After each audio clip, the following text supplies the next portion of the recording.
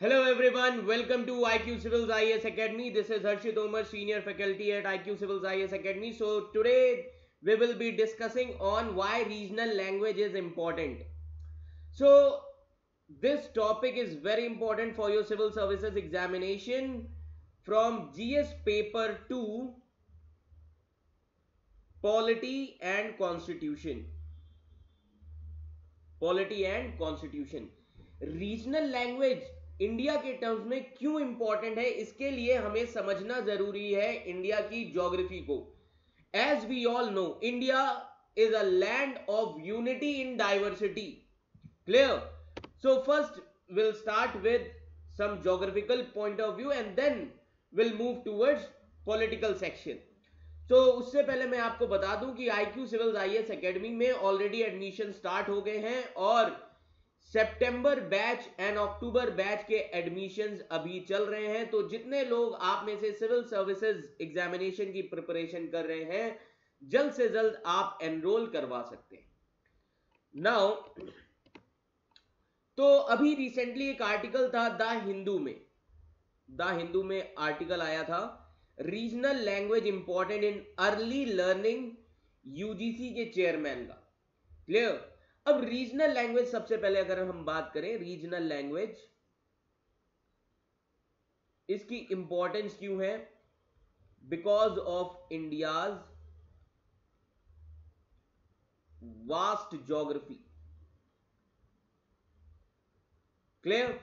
सो अब इंडिया की जो ज्योग्राफी है, from Himalayas to Kanyakumari, from Gujarat to Arunachal Pradesh, huge land mass है एक इंडिया.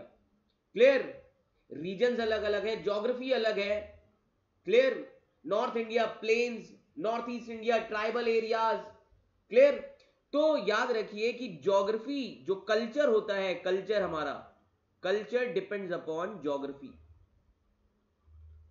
क्लियर?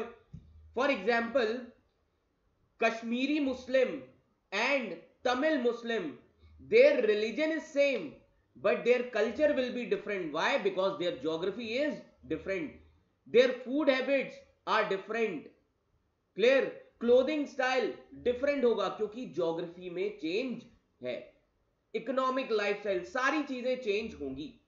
तो जब इंडिया आजाद हुआ 1947 में, तो जब प्रोसेस शुरू हुआ फ्रेमिंग ऑफ कॉन्स्टिट्यूशन का, फ्रेमिंग ऑफ कॉन्स्टिट्यूशन, इसमें जो सबसे इंपॉर्टेंट इशू था दैट इज रीजनल लैंग्वेज.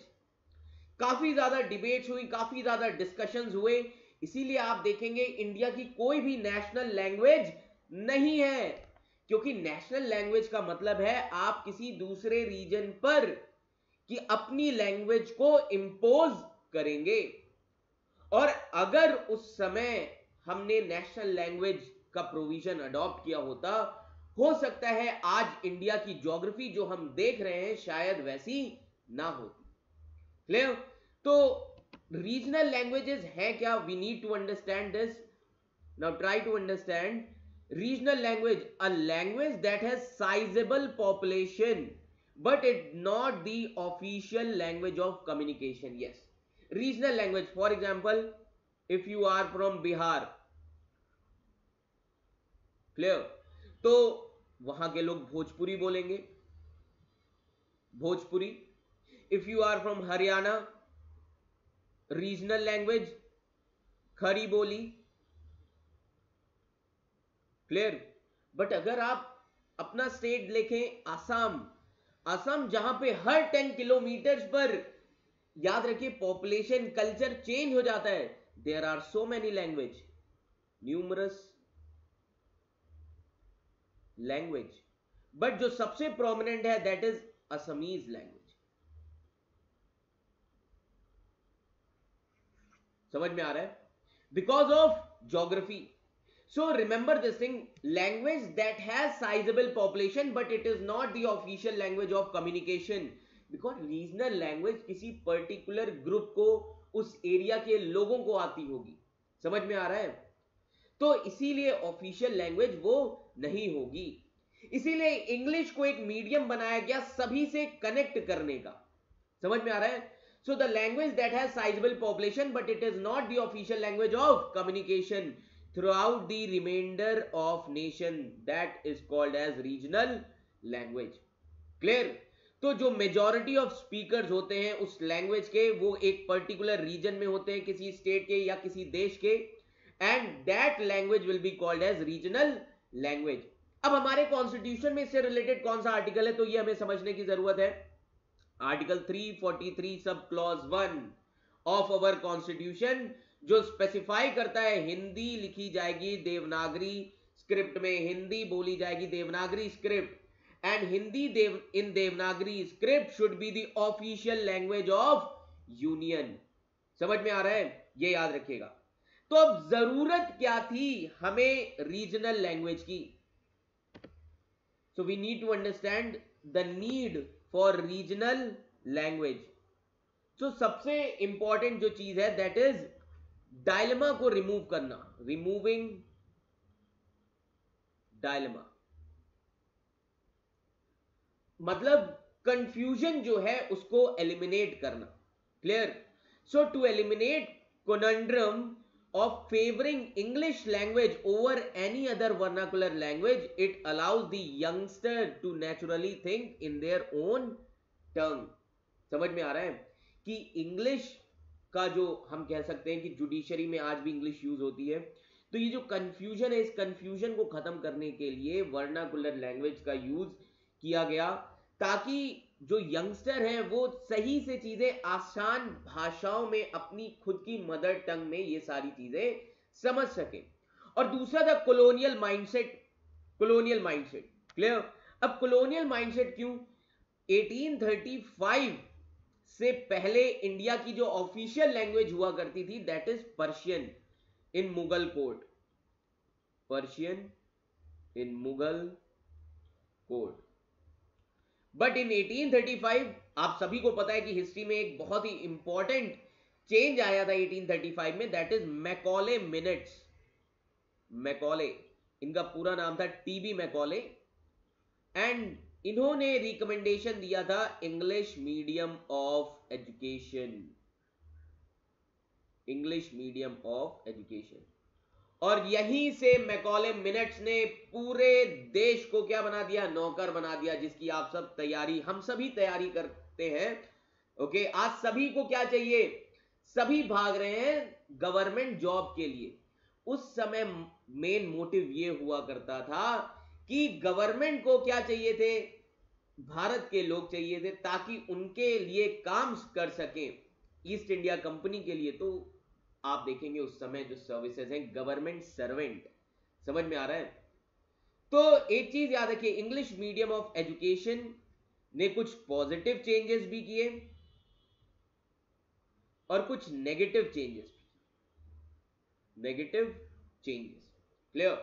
तो ये जो कॉलोनियल माइंडसेट था, अब इंडिपेंडेंस के बाद we need to alter our perspective so that students who asked questions in regional languages in class, they would not be made feel to less intelligence.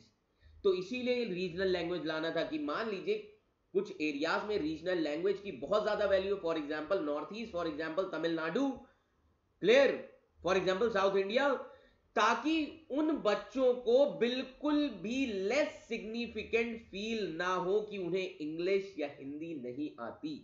इसलिए regional language को काफी ज्यादा importance दी गई. समझ में आ रहा है? तो बेनिफिट्स क्या क्या है रीजनल लैंग्वेज के, हम इस पे आज बात करेंगे. So what are the benefits with respect to regional language?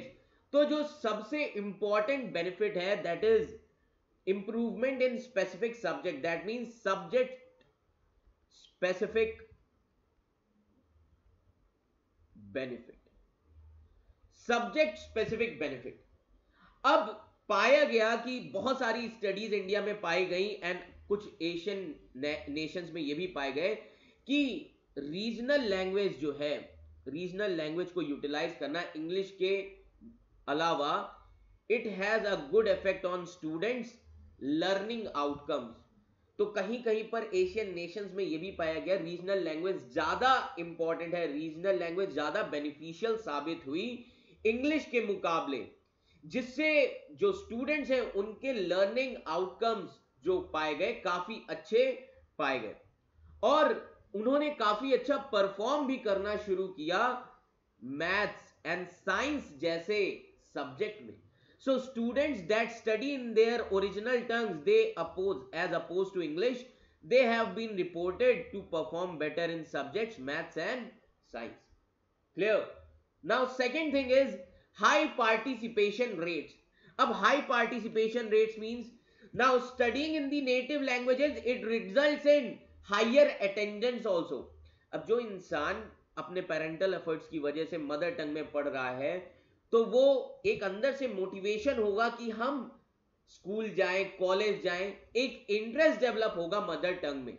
समझ में आ रहा है? So studying in their native language it results in higher attendance, clear, higher motivation and also it increase their speaking confidence, clear, जो mother tongue में पढ़ रहे हैं. And this will also improve parental involvement and their support in their academics. और parents भी उतने ही ज्यादा involve होते हैं. क्लियर? तो बेसिकली ये जो poor grasp of English it has been tied by many educationist also. उन्होंने बताया कि न्यूमरस एजुकेशन एक्सपर्ट्स जिन्होंने लिंक किया कि there is inadequate English proficiency to both student performance as well as drop out rates also at prestigious English educational institutes और engineering educational institutes. समझ में आ रहा है? तो ये पाया गया काफी ज्यादा स्टडीज में, काफी ज्यादा एजुकेशन एक्सपर्ट ने इन सभी चीजों के बारे में बताया. Now next thing is additional advantage for under privilege section. Yes, अब कुछ स्टूडेंट्स जो होते हैं जो कि रिमोट एरियाज के होते हैं और फर्स्ट जनरेशन लर्नर्स जो आ रहे हैं, फॉर एग्जांपल ट्राइबल एरियाज में आज भी हम अगर नॉर्थ ईस्ट में देखें, जो बहुत ही जिनकी अभी तक की ज्यादातर सारी जनरेशन ट्राइबल एरियाज, जिनकी कुछ ऐसी जनरेशन भी हो सकती है जो अब पहली बार जिन्होंने स्कूल जाना शुरू किया हो, okay, those who are the first in their entire generation to attend school and they get a degree, so they can feel overwhelmed by foreign concept in a foreign language. Okay, so that is why उन लोगों पर हमें ज्यादा ध्यान देने की जरूरत है अगर हम उन्हीं की रीजनल लैंग्वेज में एजुकेशन प्रोवाइड करेंगे. क्योंकि उन फर्स्ट जनरेशन वालों के लिए जो अभी अभी जिनकी पूरी फैमिली कभी स्कूल गए ही ना हो, कॉलेज गए ही ना हो, तो अगर उनके घर के जो बच्चे हैं अगर वो स्कूल जा रहे हैं और अगर ऐसा होता है कि वो पहले इंसान है अपने घर के जो स्कूल जा रहे हैं और अटेंड कर रहे हैं, तो उनके लिए ये सारे सब्जेक्ट्स क्या होंगे? एलियन सब्जेक्ट्स होंगे. उनके लिए ये इंग्लिश, हिंदी, जो भी एजुकेशन, जो भी लैंग्वेज है, ये सारी फॉरेन लैंग्वेज होंगी.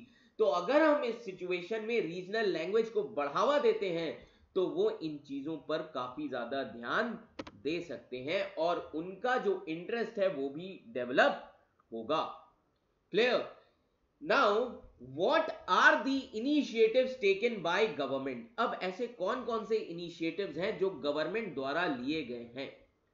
तो अब एक कमिटी फॉर्म हुई, याद रखिएगा, former chief justice of India के अंडर में, याद रखिए, a committee was formed under former chief justice of India to examine how institutions they could offer legal education in regional language. अब हमें पता है कि जुडिशरी की लैंग्वेज क्या है? इंग्लिश. तो अब chief justice of India, former chief justice of India, उन्होंने एक कमिटी फॉर्म की. वो ये देखना चाहते हैं कि किस तरीके से लीगल एजुकेशन को रीजनल लैंग्वेज में प्रमोट किया जाएगा. सो इसीलिए याद रखिए यूनिवर्सिटी ग्रांट कमीशन ने डिस्कस किया काफी ज्यादा बहुत सारी रेगुलेटरी बॉडीज कौन कौन सी है? Like bar council of India, ये एक रेगुलेटरी बॉडी है, और कि किस तरीके से प्रमोट किया जाए वर्नाकुलर लैंग्वेजेस को. अब बार काउंसिल ऑफ इंडिया की बात आई है तो बार काउंसिल ऑफ इंडिया जो कि रेगुलेटरी बॉडी है, ये याद रखिएगा. एंड दिस बॉडी, ये जो बार काउंसिल ऑफ इंडिया है, अब इसके बारे में थोड़ा मैं प्रीलिम्स पॉइंट ऑफ व्यू से आपको बता देता हूं.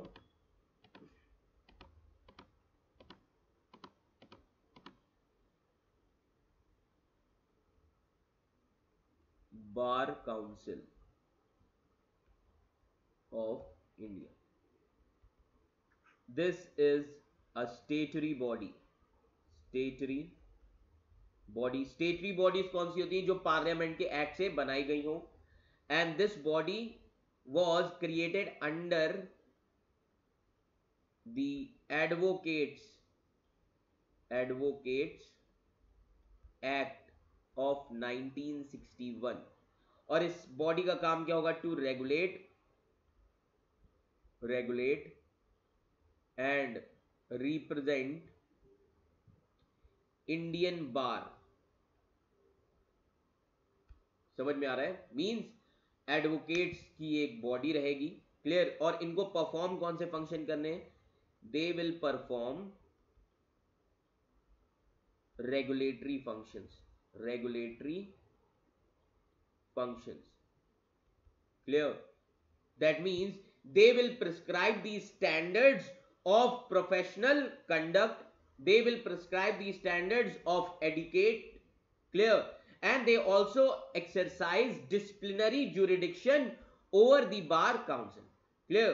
और यही सेट करेंगे स्टैंडर्ड क्या होंगे लीगल एजुकेशन के, और यही रिकॉग्निशन भी देंगे यूनिवर्सिटीज को। समझ में आ रहा है? जो डिग्री देती है लॉ में, और जो सर्व करेंगी कि एनरोलमेंट कैसे किया जाए, क्वालिफिकेशन क्या होनी चाहिए एडवोकेट की, ये सारी जितने भी स्टैंडर्ड्स है कौन सेट करता है? Bar council of India. Clear everyone? So now, तो मैंने जैसा कि अभी आपको बताया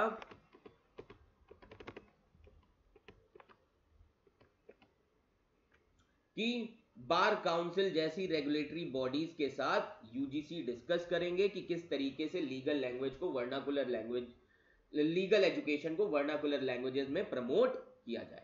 second thing is regional language courses have also been added by all India council of technical education.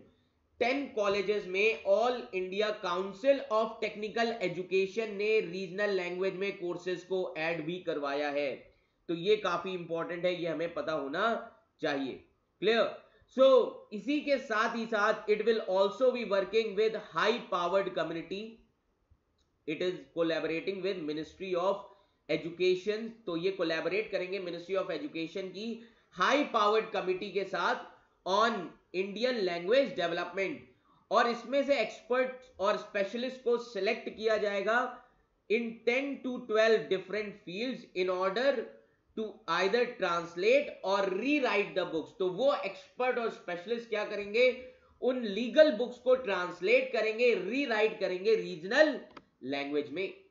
Then regulatory body plan to produce 1500 publications in regional language. तो अब regulatory body ने कहा है, प्लान किया है कि कम से कम 1500 पब्लिकेशंस लाए जाए रीजनल लैंग्वेजेस में, और ये सिर्फ पर्टिकुलर किसी सब्जेक्ट में नहीं, across many subjects in upcoming year. Then another thing is, जो एक कमीशन है, commission for scientific and technical terminology, CSTT। अब इस कमीशन का क्या काम है? इसका काम है, it is the funding publication of university level books in regional languages through publication grants. तो अब ये फंडिंग की भी बात करी जा रही है कि किस तरीके से यूनिवर्सिटी लेवल बुक्स को रीजनल लैंग्वेज में पब्लिश किया जाए और किस तरीके से ग्रांट्स दी जाएंगी। And then central institute of Indian languages, अब एक जो सेंट्रल इंस्टीट्यूट है इंडियन लैंग्वेजेस का, ये रिस्पॉन्सिबल होगा कि किस तरीके से ट्रांसलेट किया जाएगा बुक्स को। और इसके लिए हमारे पास एक मिशन है जिसको कहा जाता है नेशनल ट्रांसलेशन मिशन। अब ये नेशनल ट्रांसलेशन मिशन क्या है? ध्यान दीजिएगा कि नेशनल ट्रांसलेशन मिशन काफी ज्यादा इंपॉर्टेंट है, और हर साल यूनाइटेड नेशन जो है उसकी जो एक बॉडी है यूनेस्को, यूएन की एक बॉडी है यूनेस्को। अब ये जो यूनेस्को है ये हर साल 21 फरवरी को international mother language day celebrate करते हैं, ताकि मदर लैंग्वेजेस को प्रमोट किया जाए। समझ में आ रहा है? ये याद रखिएगा। तो इस साल की थीम क्या थी? यूपीएससी आपसे ये पूछ सकती, इस साल की जो थीम थी वो थी using technology for multilingual learning, multilingual learning and opportunities, ये इस साल की इनकी थीम थी। क्लियर? तो वर्ल्ड ने अराउंड 7,000 लैंग्वेजेस को रिकॉग्नाइज किया है, जिसमें से इंडिया जो है, जिसकी इंडिया की 22 ऑफिशियली रिकॉग्नाइज लैंग्वेज है। इंडिया की कितनी है? वर्ल्ड में 7,000 लैंग्वेजेस हैं, जिसमें इंडिया की ऑफिशियली 22 रिकॉग्नाइज लैंग्वेज है, जो मेंशन है इंडिया में, इंडिया के कॉन्स्टिट्यूशन में। क्लियर? अराउंड इंडिया में 1635 मदर टंग है। मदर टंग, ये जो फैक्ट्स मैं आपको बता रहा हूं ये आप लिख लीजिएगा वीडियो देखते time. And 234 identifiable mother tongues है, आइडेंटिफिएबल मदर टंग। क्लियर? तो ये सारे कुछ फैक्ट्स हैं जो यूपीएससी में आपसे इंटरव्यू में भी पूछे जा सकते हैं। Clear everyone? ये याद रखिएगा। तो अब बहुत सारे कॉन्स्टिट्यूशनल प्रोविजंस भी हैं विद रिस्पेक्ट टू लैंग्वेज। सबसे इंपॉर्टेंट जो आता है दैट इज आर्टिकल नंबर 29, जो कि काफी ज्यादा इंपॉर्टेंट है। आर्टिकल नंबर 29 बात करता है protection of interest of minorities, protection of interest of minorities. मतलब ये आर्टिकल जो फंडामेंटल राइट का है, ये हर सिटीजन को राइट देता है कि वो अपनी लैंग्वेज को कंजर्व करे। समझ में आ रहा है? और किसी भी तरीके का जो भी डिस्क्रिमिनेशन लैंग्वेज के बेसिस पे हो रहा है उसको प्रोहिबिट किया जाना चाहिए। हर इंसान के पास अधिकार है कि वो अपनी लैंग्वेज को कंजर्व करे। क्लियर? देन आर्टिकल 120 बहुत इंपॉर्टेंट। आर्टिकल 120 हमसे क्या कहता है? Language to be used in parliament, in parliament. अब ये आर्टिकल हमें प्रोवाइड करता है कि हिंदी या इंग्लिश को यूज किया जाए। तो इस आर्टिकल ने हमें बताया either we can use Hindi और इंग्लिश, हिंदी और इंग्लिश का यूज किया जाए पार्लियामेंट के कामों में। बट माइनॉरिटीज के पास ये राइट है कि वो पार्लियामेंट में अपने मदर टंग में चीजों को एक्सप्रेस कर सकते हैं। In this article, article number 120, minorities के पास ये अधिकार है। क्लियर? देन इसके अलावा और कौन कौन से प्रोविजंस हैं लैंग्वेज से रिलेटेड, तो वो भी मैं अभी आपके साथ डिस्कस करूंगा। अब हम प्रोविजंस की बात कर रहे हैं तो लैंग्वेज से रिलेटेड सारे प्रोविजंस ध्यान में रखिएगा। Constitutional provisions with respect to language. तो अभी हमने आर्टिकल नंबर 29 समझा। देन आर्टिकल 120, तीसरा जो आर्टिकल है इससे रिलेटेड, लैंग्वेज से रिलेटेड, दैट इज, अब पूरा पार्ट ही है कॉन्स्टिट्यूशन में, part number 17 of Indian constitution. अब ये पार्ट 17 जो है इंडियन कॉन्स्टिट्यूशन का, ये बात करता है, ये डील करता है ऑफिशियल लैंग्वेजेस से। Official languages in article 343 to 351, जितने भी आर्टिकल हैं वो ऑफिशियल लैंग्वेज से ही रिलेटेड दिए गए हैं। क्लियर? तो ये अभी मैं डिस्कस करूंगा आप सभी के साथ, so don't worry. And then 8th schedule जो है हमारा इंडियन कॉन्स्टिट्यूशन का, 8th schedule.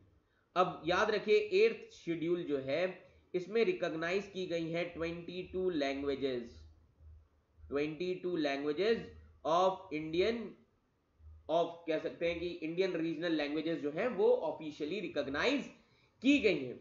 Like Assamese 8th schedule में आती है, Assamese. Then Bengali, Gujarati, clear, Hindi, Kannada, clear, Nepali, ये सब इंडिया के कॉन्स्टिट्यूशन में ऑफिशियल लैंग्वेज दी गई है. So there are 22 languages. समझ में आ रहा है, ये याद रखेगा. देन इसके अलावा और क्या कॉन्स्टिट्यूशनल और लीगल प्रोविजन हो सकते हैं लैंग्वेज से related? That is RTE, right to education act 2009. Very important. अब ये राइट टू एजुकेशन एक्ट 2009 हमसे कहता है कि मीडियम ऑफ इंस्ट्रक्शन कैसा होना चाहिए? चाइल्ड की मदर टंग में होना चाहिए. हर इंसान के पास हक है कि medium of instruction according to child's mother tongue. समझ में आ रहा है? तो हमें प्रैक्टिकेबल सॉल्यूशंस पे ध्यान देना है. हमारा फोकस ये होना चाहिए कि इस देश के लोग लिटरेट हो, वो चाहे इंग्लिश मीडियम ऑफ एजुकेशन और regional languages. So these are some constitutional provision with respect to languages. Clear everyone? Now तो ये मैंने आपको एक ही जगह पर सारे प्रोविजंस बता दिए, कौन कौन से प्रोविजंस हैं लैंग्वेज से रिलेटेड. क्लियर? और आपको पढ़ना भी ऐसे अगर आपको मेंस क्लियर करना है. समझ में आ रहा है? अब सवाल ये उठता है कि how would regional language be promoted in education. अब किस तरीके से इसको प्रमोट किया जाए एजुकेशन में? So either institute would adopt a regional language as a medium of instruction, or it would serve as a learning aid for student in English medium who may not be proficient in the language. तो या तो institute adopt करेंगे regional language को, medium of instruction बनाएंगे, या ये एक तरीके से लर्निंग एड होगी उन स्टूडेंट्स के लिए in English medium who may not be proficient in language. Clear? Then use of technology. अब टेक्नोलॉजी का क्या यूज किया जा सकता है? आज जो 21st सेंचुरी है, 21st सेंचुरी बिलोंग करती है एआई को, आर्टिफिशियल इंटेलिजेंस. आज सारी चीजें एआई बेस्ड है. आप सेलफोन खरीदते हैं वो भी एआई बेस्ड है. समझ में आ रहा है? तो एआई बेस्ड टेक्नोलॉजी आज अवेलेबल है हर चीज के लिए, रियल टाइम ट्रांसलेशन के लिए भी. क्लियर? जिनका यूज हम क्लासरूम्स में भी कर सकते हैं फ्यूचर में. Clear everyone? And then national education policy. Yes, this policy is very important. National education policy 2022. इस पॉलिसी ने काफी ज्यादा इंपॉर्टेंस दिया है मदर टंग को, रीजनल लैंग्वेज को. That mother tongue should be promoted as a medium of instruction. Medium of instruction होना चाहिए एटलीस्ट टिल क्लास 5th और क्लास 8th तक. मीडियम क्या होना चाहिए? रीजनल लैंग्वेज होना चाहिए. क्योंकि ये जो बेस है, अगर हर बच्चे का बेस मजबूत होगा तभी उस पर हायर एजुकेशन की नींव खड़ी हो पाएगी. समझ में आ रहा है? And after which it should be offered as a language. समझ में आ रहा है? तो क्लास 8 तक, 5th या क्लास 8 तक रीजनल लैंग्वेज को हमें मीडियम बनाना चाहिए इंस्ट्रक्शन का.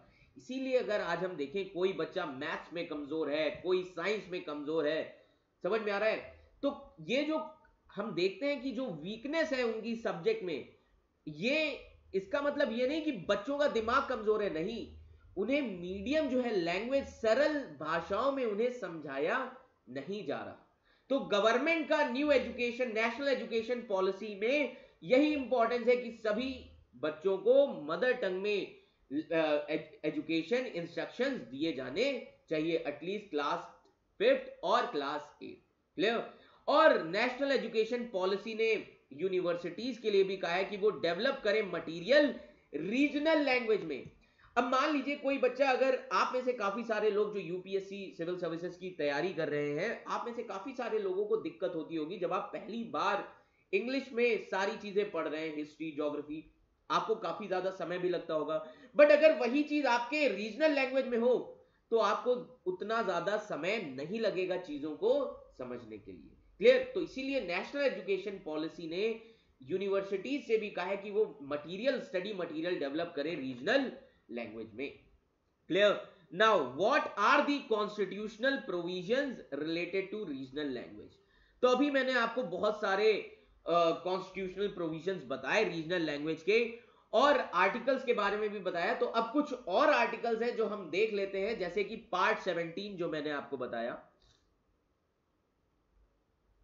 क्लियर। पार्ट 17 जो कि ऑफिशियल लैंग्वेज से रिलेटेड है, official language.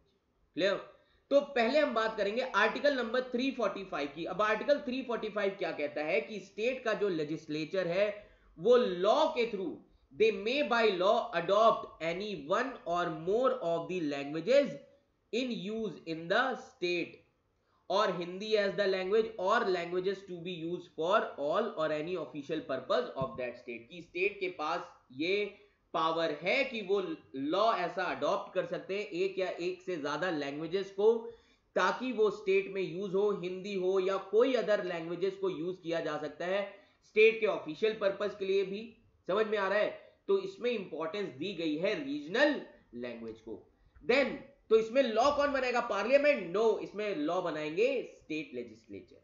Then article 346 language authorised for use in union for official purpose shall be the official language of communication between one state and another state or between a state and union।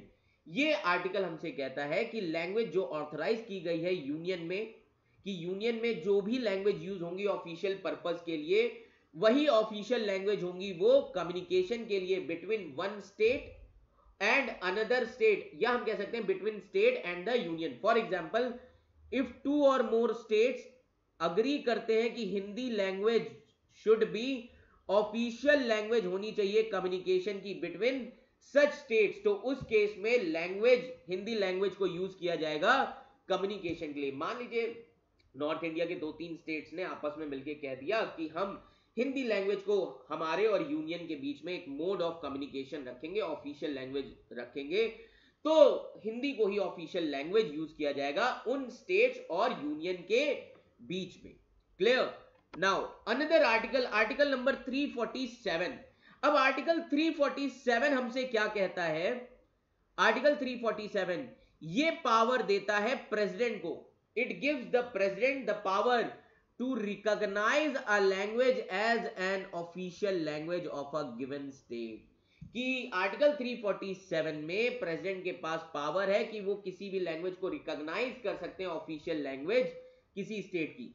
समझ में आ रहा है? But इसके पीछे condition क्या है कि president should be satisfied that substantial proportion of that state desire that language should be recognise. कि उस देश के लोग substantial proportion, substantial population satisfy हो उस लैंग्वेज को अपने स्टेट की लैंग्वेज बनाने के लिए, उस बेसिस पर प्रेसिडेंट उस लैंग्वेज को रिकॉग्नाइज कर सकता है ऑफिशियल लैंग्वेज उस स्टेट की। And this recognition can be for a part of the state और होल स्टेट। और प्रेसिडेंट जो ये लैंग्वेज रिकॉग्नाइज करेगा या ये किसी पार्ट, किसी स्टेट के कुछ पोर्शन के लिए होगा या पूरे स्टेट में भी इसको लागू किया जा सकता है। Then another article, article 350A। Yes, article 350A बहुत प्यारा आर्टिकल है, बहुत ही इंपॉर्टेंट आर्टिकल है, जो हमसे ये कहता है कि इंस्ट्रक्शन की फैसिलिटीज मदर टंग में दी जानी चाहिए प्राइमरी स्टेज में। क्लियर। देन आर्टिकल 350B हमसे कहता है कि एक कमीशन बनाया जाना चाहिए, एक ऑफिसर अपॉइंट किया जाना चाहिए linguistic minorities. That means this article provides for the establishment of special officer for linguistic minorities. Clear. Last but not least article 351। इस आर्टिकल ने पावर दी है यूनियन गवर्नमेंट को कि वो डायरेक्टिव इशू कर सकते हैं हिंदी लैंग्वेज के डेवलपमेंट के लिए। इसीलिए इस टाइम पर लैंग्वेज फॉर्मूला काफी ज्यादा चल रहा है, क्योंकि आर्टिकल 351 कहता है कि यूनियन गवर्नमेंट के पास पावर है, वो डायरेक्टिव इशू कर सकते हैं हिंदी लैंग्वेज के डेवलपमेंट के लिए। क्लियर। तो अभी ये सारी चीजें हमने डिस्कस की रीजनल लैंग्वेज से रिलेटेड। तो रीजनल लैंग्वेज से रिलेटेड जो पर्टिकुलर आर्टिकल्स हैं वो है आर्टिकल 345 टू 347।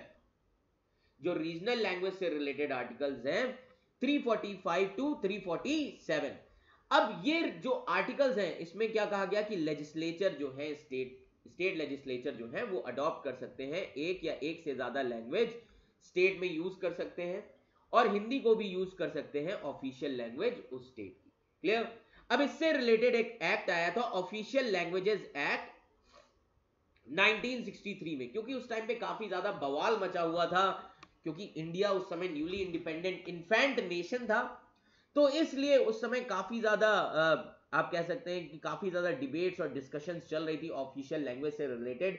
तो इसलिए एक एक्ट पास किया गया था 1963 में, जिस एक्ट ने यह कहा कि English language should be used for the purpose of communication between union and non Hindi states. तो इस एक्ट ने बोला, फॉर एग्जांपल साउथ इंडिया के जो स्टेट्स हैं जहां पर हिंदी एज ए लैंग्वेज नहीं है, जो वहां पर रीजनल लैंग्वेज है, तमिल हो गया, मलयालम हो गया, कन्नड़ हो गया, कोंकणी हो गया, समझ में आ रहा है, तेलुगु हो गया, तो इन स्टेट्स में जिनको नॉन हिंदी स्टेट्स कहा जाता है, वहां पर इंग्लिश लैंग्वेज का यूज करना चाहिए as a purpose of communication.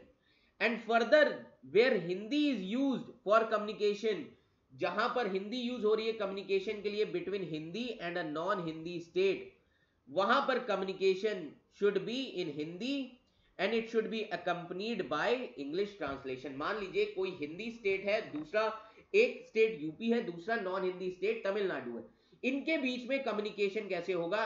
Hindi language में कम्युनिकेट करेंगे, बट उसको इंग्लिश लैंग्वेज में ट्रांसलेट किया जाना चाहिए। समझ में आ रहा है? ये याद रखिए, क्योंकि इक्वालिटी हमारे आर्टिकल 14 में दिया गया है, तो हम किसी के साथ भी डिस्क्रिमिनेशन, किसी भी स्टेट के साथ डिस्क्रिमिनेशन नहीं कर सकते। Then when president of India, जब प्रेसिडेंट ऑफ इंडिया से डिमांड की जाएगी कि सब्सटेंशियल प्रोपोर्शन ऑफ पॉपुलेशन चाहती है किसी पर्टिकुलर स्टेट की किसी पर्टिकुलर लैंग्वेज को यूज करना, तब उस बेसिस पर प्रेसिडेंट उस लैंग्वेज को उस स्टेट की ऑफिशियल लैंग्वेज बना सकते हैं, रिकॉग्नाइज कर सकते हैं, जो कि अभी हमने डिस्कस किया था। देन दो आर्टिकल आते हैं, article 350A and 350B, which we have discussed just now। ये आर्टिकल इंसर्ट किए गए थे 7th कॉन्स्टिट्यूशनल अमेंडमेंट एक्ट 1956 में, एंड इसमें कहा गया कि जो लैंग्वेज है माइनॉरिटीज की, उनको प्रोटेक्ट किया जाए, और माइनॉरिटीज की लैंग्वेज को प्रोटेक्ट करने के लिए एक स्पेशल ऑफिसर अपॉइंट किया जाना चाहिए। Clear everyone? ये याद रखिएगा। तो ये पूरे कॉन्स्टिट्यूशनल प्रोविजन से with respect to regional language. अब क्यों हमें लोकल लैंग्वेज को प्रिजर्व करने की जरूरत है?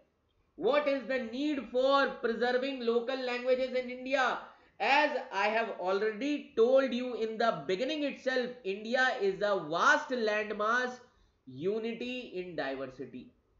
Unity in diversity ये कोई न्यू कॉन्सेप्ट नहीं है, याद रखिएगा। This concept was understood by Ashoka in ancient times. Ashoka ने भी इस कॉन्सेप्ट को समझा। That is why Ashoka gave the philosophy of सार वृद्धि। सार वृद्धि means that the philosophy of all the religion is same. Culture different हो सकता है लोगों का, और आज रिलीजन को कल्चर से ही जोड़ दिया गया है, इसीलिए आप देखते हैं सोसाइटी में इतने ज्यादा कॉन्फ्लिक्ट है रिलीजन को लेकर। समझ में आ रहा है? 98% लोगों को रिलीजन समझ में नहीं आता, वो कल्चर को रिलीजन समझ बैठते हैं। क्लियर? जैसे आज हिंदू, मुस्लिम, सिख, क्रिश्चियनिटी, इनमें कॉन्फ्लिक्ट है, ऐसे ही अशोका के टाइम में ब्राह्मण, बुद्धिज्म एंड जैनिज्म में कॉन्फ्लिक्ट था, क्योंकि ये एंशिएंट रिलीजन्स है। क्लियर? तो हमें यह समझना पड़ेगा। फिर इस चीज को मेडिवल टाइम्स में किसने समझा? मेडिवल टाइम्स में अकबर। तो अगर आप देखें, इसीलिए Ashoka the great, Akbar the great, great ऐसे ही नहीं कहा जाता इनको, इनके पास विजडम था। समझ में आ रहा है? समझदार रूलर्स थे ये, और इसीलिए अकबर पॉलिसी लेके आए जिसको कहा जाता है तौहीदे इलाही। तौहीदे इलाही 1582। और अकबर ने सभी रिलीजन के सेंटली क्लास को बुलाया। हिंदुइज्म के पुरुषोत्तमन देवी आए, जैन के जगत गुरु हरगोविंद सिंह सूरी, उनको बुलाया, पारसी सेंट महरजी राणा, उनको बुलाया, क्रिश्चियन सेंट रोडोल्फ एक्विवा, उनको बुलाया और सभी सेंटली क्लास को एक साथ बिठाया और पूछा कि रिलीजन क्या है। तो तब सभी सेंटली क्लास ने यही अकबर को बताया, religion talks about universal peace, brotherhood. समझ में आ रहा है? तब अकबर ने एक न्यू फिलॉसफी बनाई, Tauhid Ilahi, that the philosophy of all the religions are same. हर रिलीजन की फिलॉसफी तो सेम है, बट कल्चर डिफरेंट होता है। समझ में आ रहा है? कल्चर डिफरेंट होगा। क्लियर? तो ये हमें समझना पड़ेगा। And then in modern India में यही चीज समझी हमारे first prime minister Jawaharlal Nehru, unity in diversity, such a beautiful concept. Clear? तो अब जरूरत क्यों पड़ी हमें लोकल लैंग्वेज को प्रिजर्व करने की? First thing is cultural identity. अब बहुत सारे कल्चर हैं, लाइक ट्राइबल्स के लिए उनके कल्चर ही उनके लिए सब कुछ है, उनकी लैंग्वेज ही उनका कल्चर का पार्ट है। सो for individual, language is constitutive of cultural identity. आज आप किसी इंसान को कैसे समझते हो, उसकी इंडिविजुअल आइडेंटिटी को कैसे समझते हो कि वो असमीज है, वो अरुणाचल प्रदेश से है, उसकी लैंग्वेज से देखकर। समझ में आ रहा है? जो वो लैंग्वेज बोलता है। Clear? So for individual, language is constitutive of cultural identity. So हम वही हैं जो हम बोलेंगे, we are what we speak. और अगर हमारी आइडेंटिटी को डिस्ट्रक्ट किया जाएगा तो इससे क्या हो जाएगा? आइडेंटिटी क्राइसिस, टर्मोइल आ जाएगा, सिविल वॉर हो जाएगा। समझ में आ रहा है? So if there is any destruction to language which impacts our identity of individual, this leading to identity crisis। तो इसीलिए इसका जो इंपैक्ट है लैंग्वेज का, वो इंसान को ग्रो करता है, डेवलप करता है। इसीलिए रीजनल लैंग्वेज की इंपॉर्टेंस काफी ज्यादा है। Then cultural diversity. अब कल्चरल डाइवर्सिटी जो हमारे यहां लैंग्वेजेस में है, वो रिफ्लेक्ट करता है इंडिया के कल्चरल डाइवर्सिटी को। समझ में आ रहा है? And this in turn enriches the world also. There are various unwritten languages जिनका ओरल ट्रेडिशन काफी ज्यादा इंपॉर्टेंट है। स्टोरीज हम सुनते हैं, सॉन्ग्स, पोएट्रीज, रिचुअल्स, ये सारी चीजें पास हुई जनरेशंस टू जनरेशंस, जिसने हमारे देश के कल्चरल आइडेंटिटी को डेवलप किया है। आज भी बहुत सारे ऐसे ट्राइबल्स हैं जो अपनी लैंग्वेज लिखते नहीं है, अंडमान एंड निकोबार आइलैंड। समझ में आ रहा है? But still they are speaking their language, they speak their language, जिस अब इसी के थ्रू उन्होंने अपनी आइडेंटिटी को प्रिजर्व करके रखा हुआ है। And then human rights. अब लैंग्वेज हर इंसान की आइडेंटिटी को शो करता है। समझ में आ रहा है? So one's this is one's freedom to use one's language, and this shows the inherent dignity of a human person. Article 21, right to life with human dignity. समझ में आ रहा है? तो बहुत सारे लोगों को इंग्लिश नहीं आती। Clear? And they fail to enjoy the rights provided due to lack of understanding. इसीलिए जरूरत है लोकल लैंग्वेज को प्रिजर्व करने की। Clear everyone? ये याद रखिएगा। इसीलिए रीजनल लैंग्वेज को काफी ज्यादा इंपॉर्टेंस दी गई है। क्लियर? ये याद रखिएगा। ओके, देन ये रीजनल लैंग्वेज और क्या शो करती हैं? This regional languages, these things shows our past also, कि हमारा पास्ट कितना ग्लोरी से भरा हुआ था। Glimpse of our past, languages provide the glimpse of our history. Clear?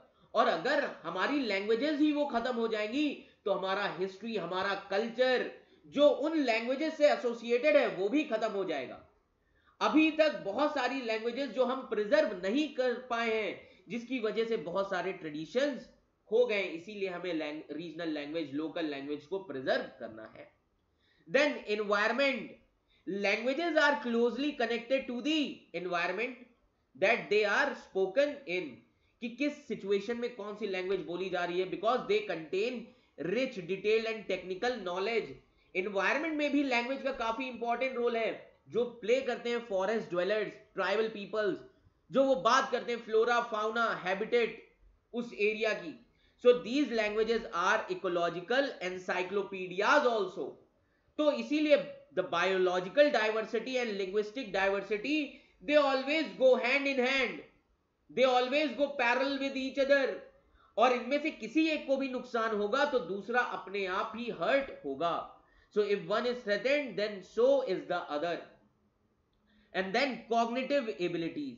अब रिसर्च से हमें पता चला है कि बहुत ही ज्यादा स्ट्रॉन्ग कोरिलेशन है कॉग्निटिव एबिलिटीज जो कि चिल्ड्रंस की होती हैं जब उन्हें मदर टंग में सिखाया जाता है प्राइमरी स्कूल में. वो बच्चे जिन्हें मदर टंग में प्राइमरी स्कूल में सिखाया गया उनके अंदर समझदारी, कॉग्निटिव एबिलिटी, सोचने की क्षमता, ये सारी चीजें बहुत ज्यादा डेवलप होती हैं.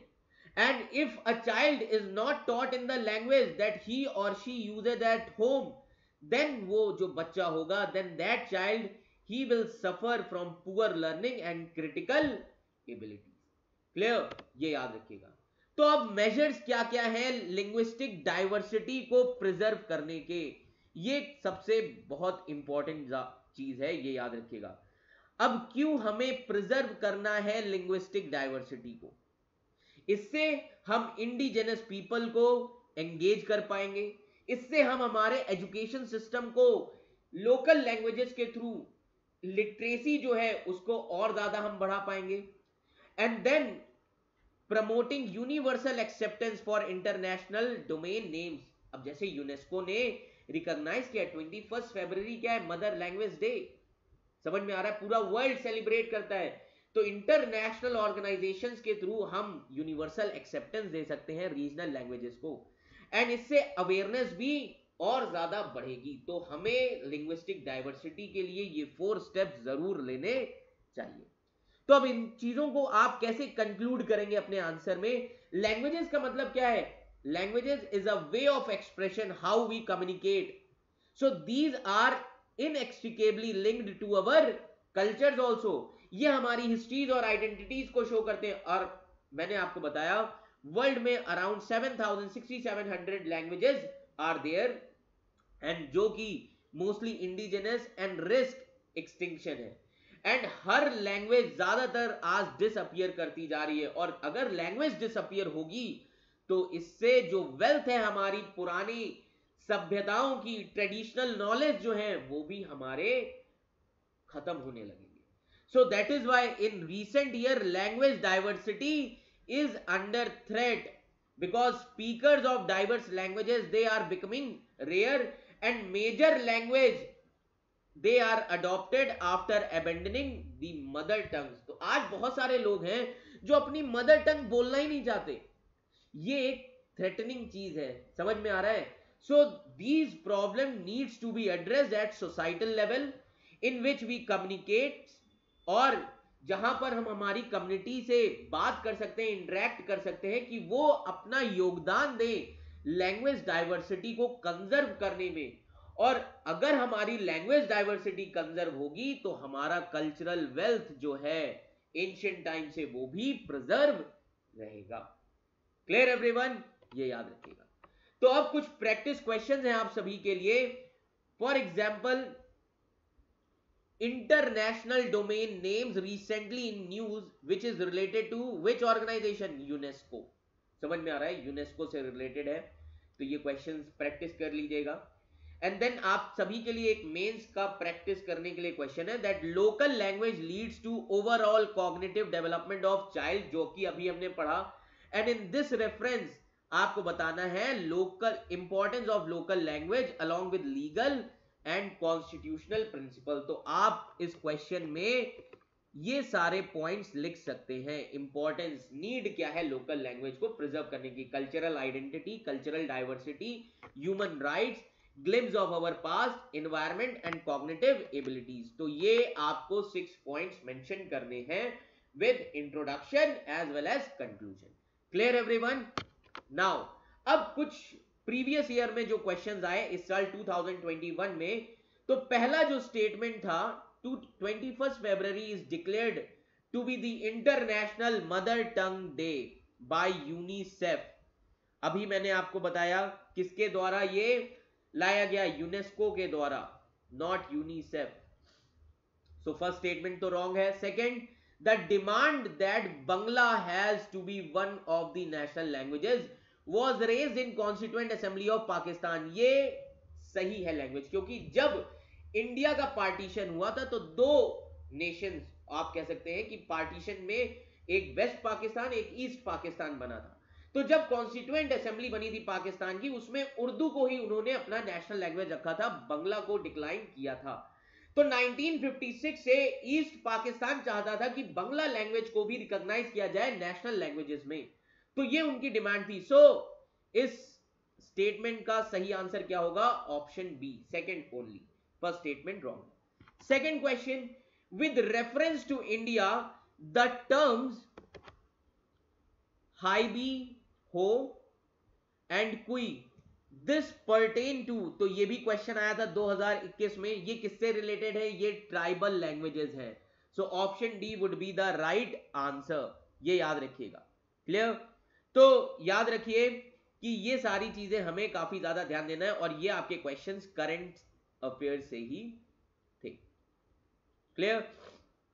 तो ये दोनों क्वेश्चंस आए थे करंट से। अब आपको समझ में आ जाना चाहिए कि ये जो लैंग्वेज, रीजनल लैंग्वेज का टॉपिक है, regional language, this is important from the perspective of polity, from the perspective of art and culture as well.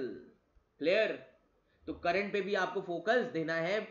तो यही कुछ चीजें की डिमांड क्या है यूपीएससी की, ये सारी चीजें आईक्यू सिविल्स आईएएस एकेडमी में आप सभी को सिखाई जाएंगी। तो जितने लोग सिविल सर्विसेज की प्रिपरेशन कर रहे हैं, जल्द से जल्द आप एनरोल करा सकते हैं, और जल्द ही बैचेस के साथ ही साथ इस बार जो नया क्राइटेरिया शुरू हुआ है, जो हम सभी ने एक नया कह सकते हैं प्रोग्राम डिजाइन किया है प्री कम मेंस के साथ, कि उसमें आपको मेंस की प्रिपरेशन के साथ साथ आपको किस तरीके से क्वेश्चंस यूपीएससी की डिमांड होती है, ये सारी चीजें भी बताई जाएंगी, ताकि आपकी प्रिपरेशन कॉम्प्रिहेंसिव मैनर में हो सके। क्लियर? सो आई होप आप सभी को ये वीडियो अच्छा लगेगा, और ऐसे वीडियोस के लिए आप YouTube पर कमेंट सेक्शन में कमेंट कर सकते हैं, और अपने डाउट्स को भी कमेंट सेक्शन में लिख सकते हैं। तो आई होप आपको ये वीडियो अच्छा लगेगा। तो इस वीडियो को ज्यादा से ज्यादा सब्सक्राइब करें, लाइक करें और शेयर करें, और इस वीडियो से रिलेटेड जो नोट्स हैं आप उसको डाउनलोड कर सकते हैं हमारे IQ सिविल्स आईएएस एकेडमी के टेलीग्राम चैनल से। Thank you so much.